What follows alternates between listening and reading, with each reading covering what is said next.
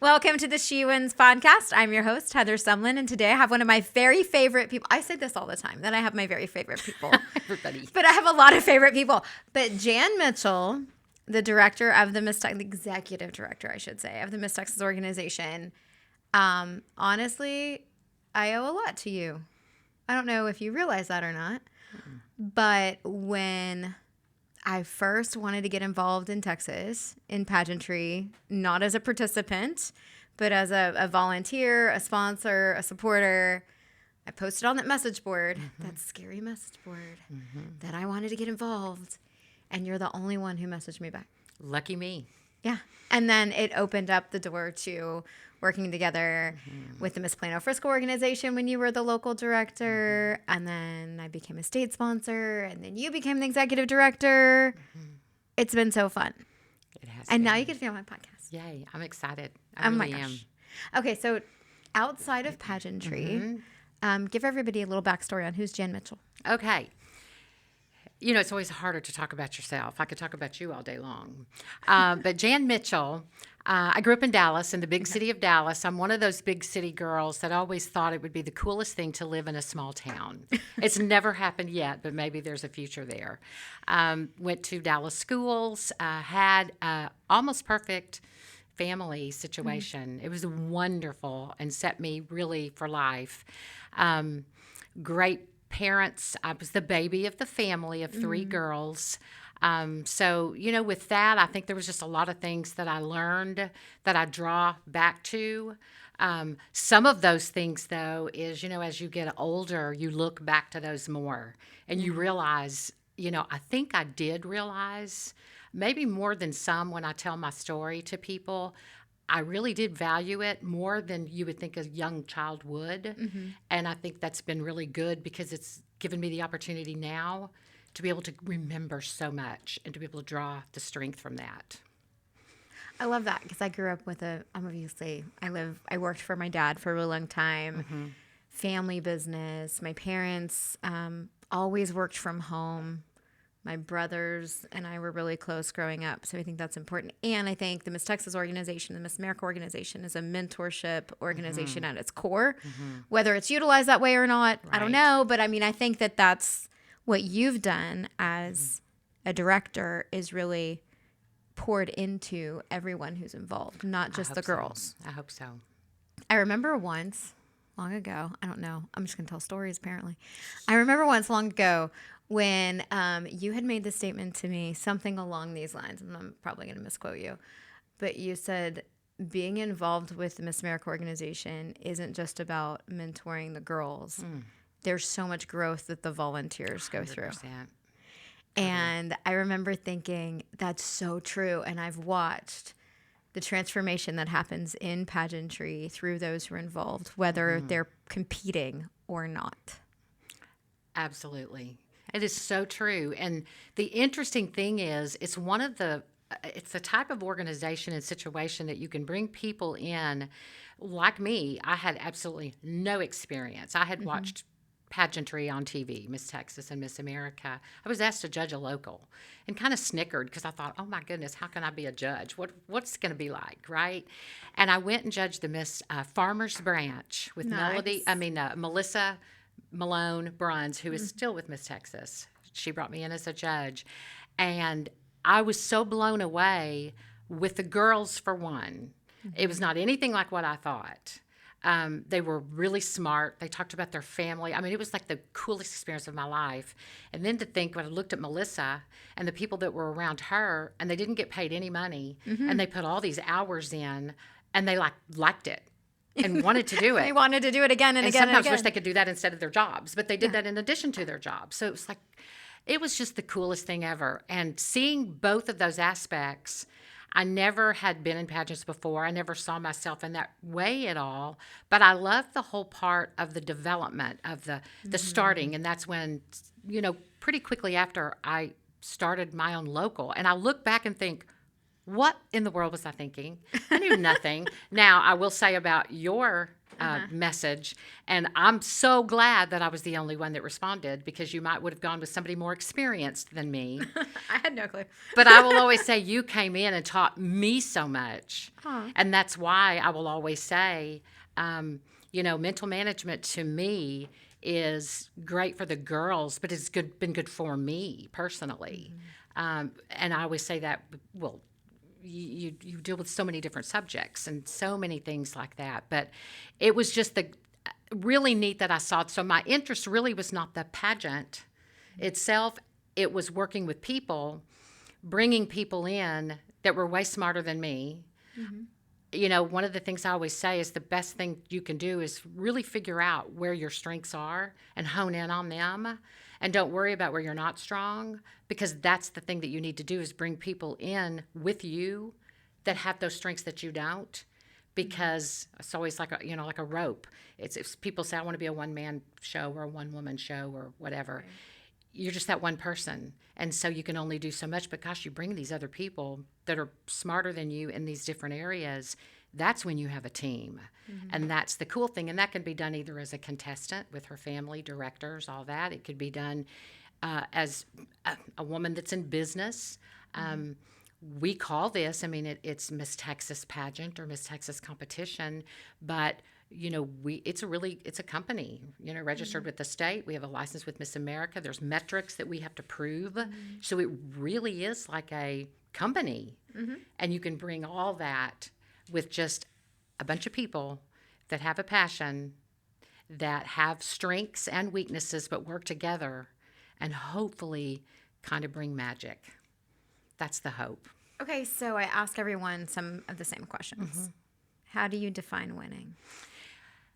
Well, winning to me, and I know the cliche answers is, you typically, when you get the mental vision, you think of a crown on your head, or you get to be where you promote in a company. I think it's just, for me, it's managing as a human, as a woman, the weaknesses that I have and really working on them, and any kind of improvement that I can see, that's winning. Because I'm really honing in on it. I'm trying to get better in a lot of different areas. We all need to do that, but really understanding the things that I need to learn and become better and more meaningful and more valuable to my loved ones and the people that I know. And then when I can do that, and then when you just a few minutes ago told me that I made a difference to you, man, like that just really touched me, and that's winning for sure. I think there's a couple of things that you've said so far. You said earlier, hone in on your strengths. Don't worry so much about your weaknesses. And you're talking about in regards to like running an organization. You find 100%. Other people who can come in and do the things that you're not great at. But then individually, you're talking about really pay attention to your areas of opportunity for growth. Work on those, become the best version of you can be, so that you're in that great supportive role to those who you're with. So I think there's two different things that you're honing in on that I think are really, really important. Earlier, I interviewed Austin. Do you remember Austin Brown? I don't know if you remember. Yeah, she 100%, competed. yes. Yeah. So she's now Austin Williams. Yes. And she was Mrs. America 2014. I interviewed her the other day, and she was talking about double down on your strengths. And I think it was in our Patreon episode for pageantry when she mentioned it. But that's what I imagined when you said that you focus on your strengths and bring other people in. You double down on your strengths. So anyway, very cool. Okay, defining moment for Jan. What has been, and there's probably many, so you can go in more than one direction. Yeah. If you want to. I think if I really think about that, I think I have three. Okay. And the first one was, and I honed in on it a little bit at the beginning about growing up my childhood, knowing I remember a defining situation that I bet a week doesn't go by. And maybe it's a month. Maybe I'm exaggerating.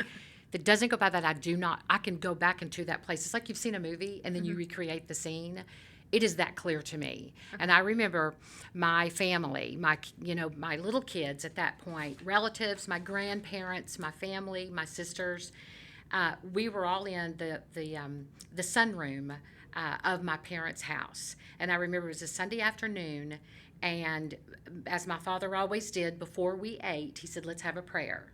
And I remember that moment, and instead of praying, everybody was praying, and I was looking, and I remember this so distinctly. I remember going to each person and looking at them, and I don't know why I did it, but in my mind, I was saying to myself, Jan, take a snapshot.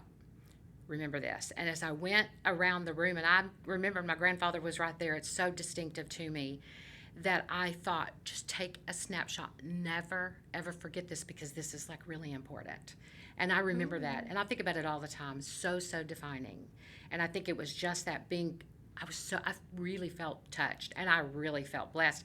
And I was just this young little whippersnapper woman that thought, but I honed in and I knew what I had. I knew what I had. I know the second defining moment was for me when I met Christ, and I knew who he was. And it wasn't just what I learned and what my parents and all that. I knew who he was, what he did, and what he did for me, and what he does now. I knew that. And that's another truly defining moment. How did you know? Man, I tell you what, I was at, just like you always hear about, at a church camp. It actually wasn't a church camp. It was a thing through school, and we went, and it was a summer thing, but it was a camp, and I remember thinking, wow, this is real, just overwhelming. I will say, though, even though I did know, I believe I did know it in my heart, too. It's not just the head. I did, and I absolutely knew.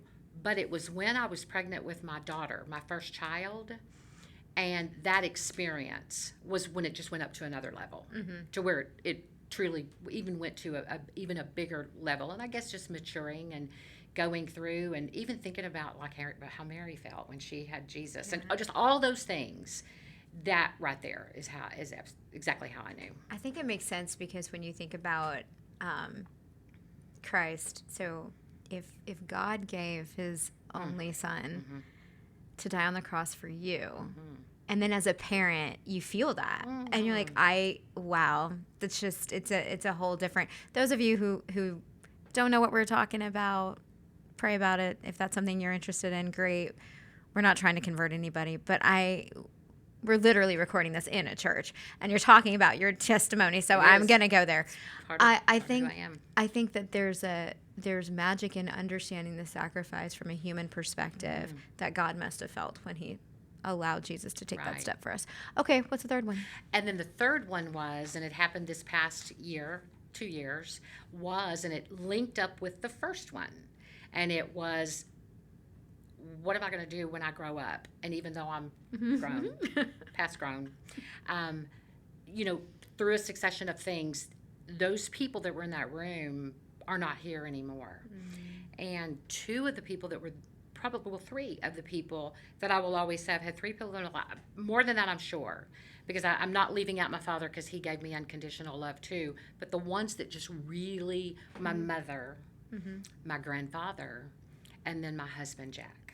And so thinking of those snapshot, thinking of that, and then there's some other people that were in there. My grandparents are not here either. My children were there, and I snapshotted, but over the past 2 or 3 years, they have moved away to another state. So, with my grandkids and my kids, that family unit where everywhere I would look, there would be somebody at least 5 minutes away or 20 minutes away. All of a sudden, my mother died, my husband died, and my little dog died.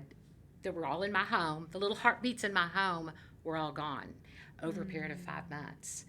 And it was like, wow. And I remember, I think that's why I hone back to the snapshot, is I think that's so different now. And being the baby of the family, as things have progressed, and you sit there and think, you go back to that point, and I think now, where I am now, it's completely different. And you might think, I can always think about the past, or I can go back there because that was when it was so happy. But who knows what's ahead of me, too. And knowing that I had that, and do I walk in an empty house? Absolutely, every day I do.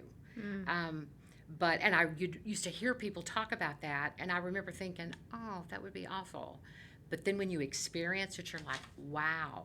But you just have to, you go on, and how many people have experienced. It's like I'm not the only one that's experienced this, but you can still find happiness and purpose and still think about all the things that you've done as you've gotten older. But just getting older, there is that awareness of all the things that's happened before.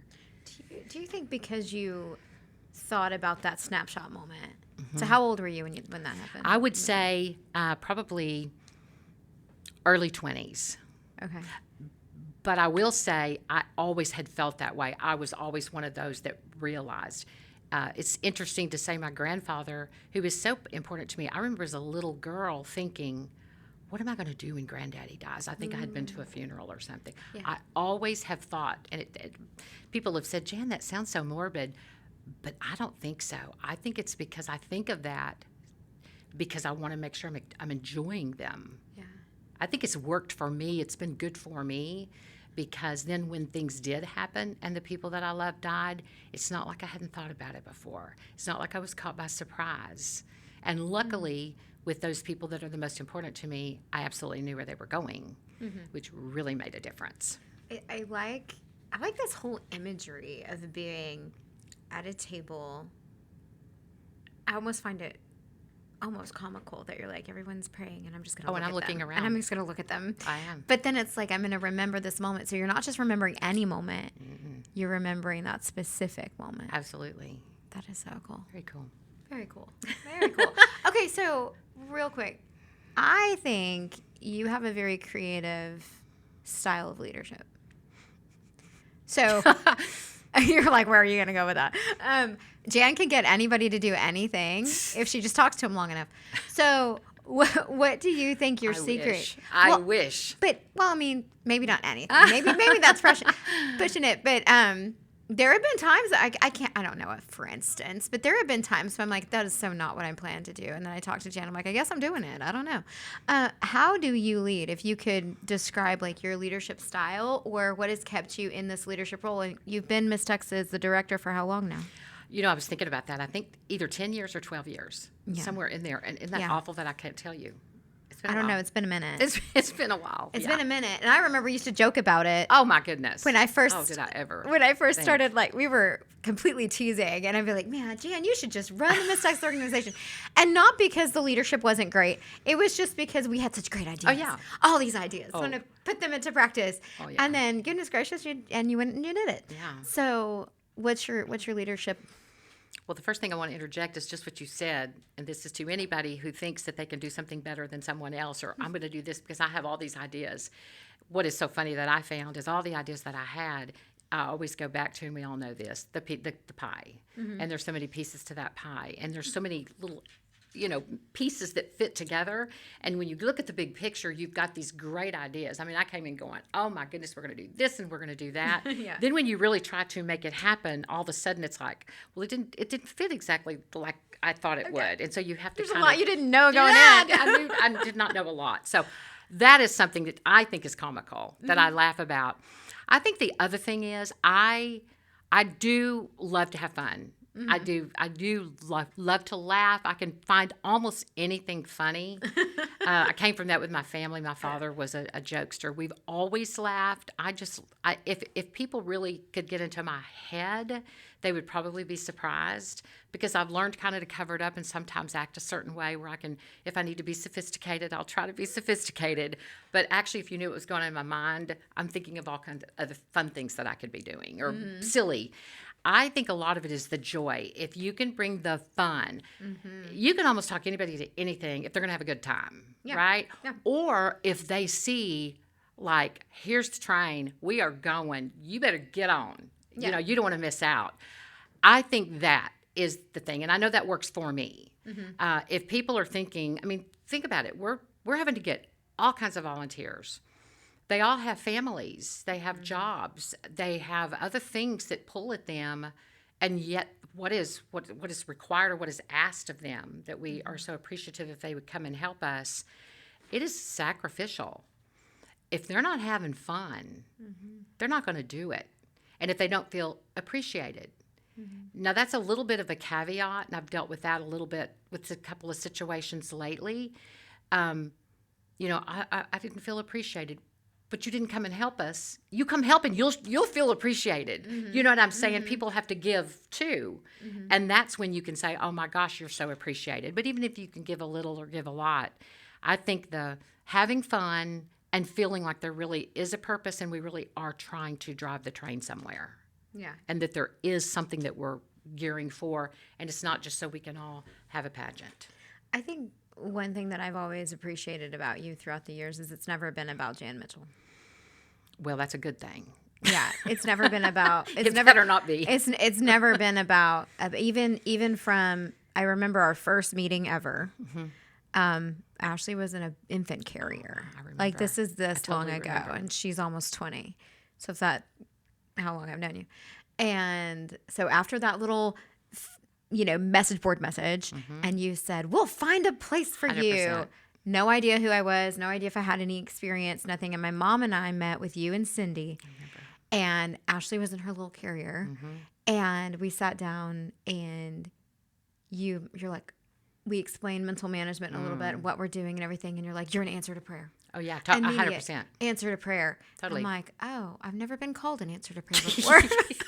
Well, you were that day. Like, that sounds good to me. Okay, cool. And then you were so willing, and I've noticed this no matter who or what or how, you're always very willing. If it's a warm body who wants to serve, we are going to find a place.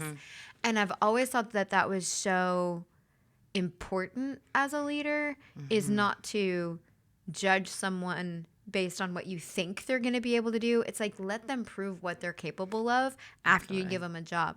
Absolutely. And it was so much fun. You let my mom got to judge your pageant before we got involved so that she could experience that. I remember. And that was really fun for her because we were directors. What people didn't know is we were directors in Colorado for a really short period of time. I was working for my parents' company. My dad, of course, is an Olympic champion. We understood competition. We understood the mental game. I needed a hobby. And so here we were.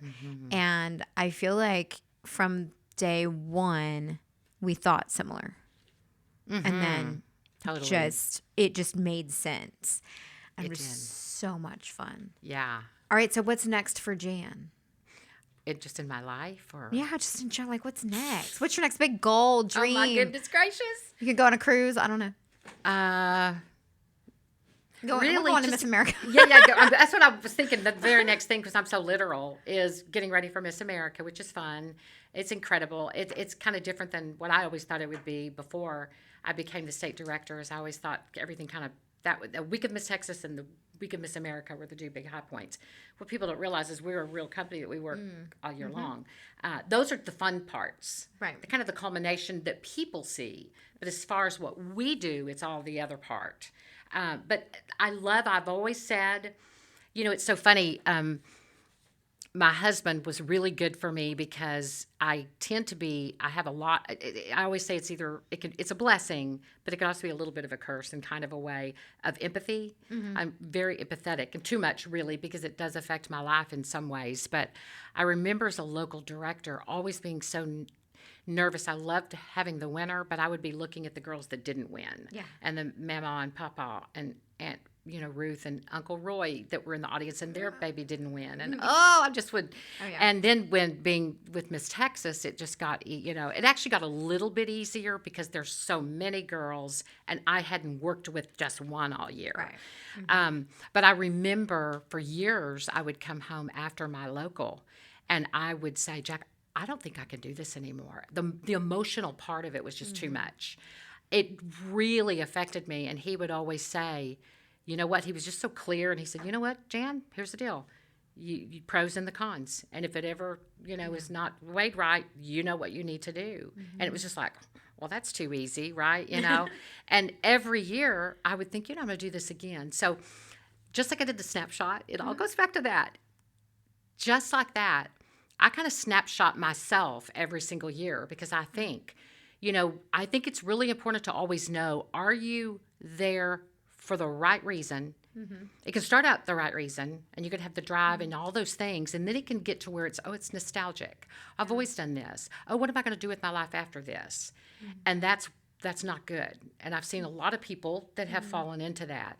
And that's why every year, I know with Miss Texas specifically, in our bylaws, it used to be where the executive director didn't get voted in or out each year. And that was one of the things, we've got to change that, because I had to know that I was in that position because people voted for me. Oh, Not because I should like be, that. and not because somebody, I just kind of, I love Miss Texas. I love Miss America. I have so many memories. And even though I'm getting older, I still want to stay.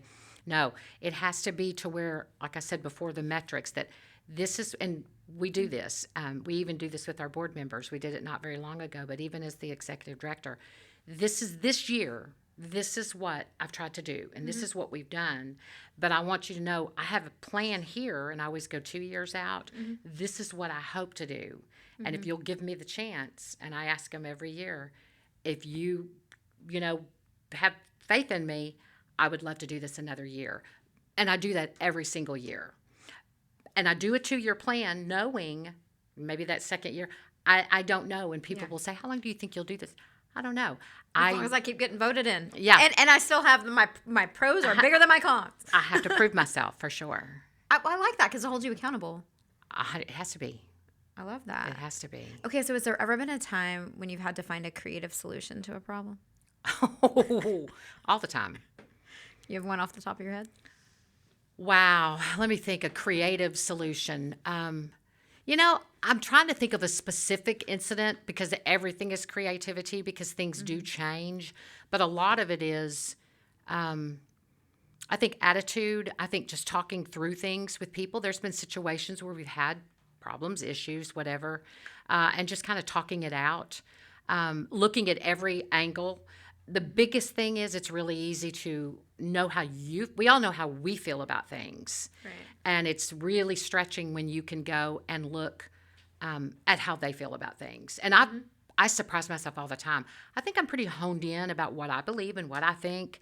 And I will feel pretty sure I get convinced all the time that I'm wrong about things. And it's kind of cool, really. Because you just, like I said, you're always learning stuff. So I guess that was, I don't know if that's the answer to your question. But I think you're very adaptable, meaning like if hope somebody has a really good argument for how they think something should be done and it makes sense, you're going to adapt and change and adjust to what actually makes the most sense, even if you didn't think about it. I actually am drawn to people. If you think about the people that I am have the closest to me, they are people that challenge me. Ooh. I always just say, don't do it in public. Don't embarrass me. But behind closed doors, I love that. In fact, there's several people that have positions now. Britton is one that's the teen director. And I remember Hunter Daniel, who was the former teen director, actually said, I think there's someone I want you to look at. Because he was going to be doing some different things. He goes, I want you to meet her. She came in and we had a business meeting, and because I really like to run it like that because we really are a business. And so I said, kind of like with you, what do you do? Da, da, da. And she said, well, I do this and da, da, da, da, da. And it was like a job interview, which I love because it's a job. And I love that because she was like, this. I love it when people will say, I think something needs to be changed, and I'll go, convince me. Yeah. I love to be convinced. I love it when I have felt that somebody has put time and attention to almost like a presentation, and they'll say, this is what I think, and I'll sit there and look at it, and I love that because for me, the last thing I want is to be the only person. Right. And so when you have these strong people, I'm just like, this is what I've wanted. I mean, and so I actually love those challenges. So somebody's watching and they're like, I'm watching this because I want to know what Jan Mitchell has to say because I want to be Miss Texas. So advice to whether they're a local title holder currently or they're thinking about maybe they want to compete. What's your advice as executive director of the Miss Texas organization? I would say jump in regardless of if you think you've got what it takes, because none of us have what it takes in the beginning. I mean, if anybody met me when I went and judged Miss Farmer's Branch, would anybody have looked at me and thought, and I'm going to get there, but in the position that I have, I do have to speak a lot and talk to people, and get up on the stage. When I was a little girl, I was super, super shy. I left that out of my childhood. I was really, really shy. My sisters went to the same school as me, and if I was in my classroom and saw them, even though I wanted to be a good girl for my teacher, what was overwhelming was to go run to my sister, and I would run out of the classroom. I mean, it was a problem. Yeah, it was really a problem because I was so shy. And so with that, would anybody say, well, you're going to do this and you're going to have to do that, the state director, but you have this shyness in you. You know, I still, honestly, We've talked about that before. You have to talk yourself into being a character. I have to be a character, and I do have those the shyness and especially with new situations. I have to size it up. I won't go into it now, but my favorite story is the Caruso story. I don't know if it's true, but it's a Caruso story that I always live and do, of what they said he had to overcome.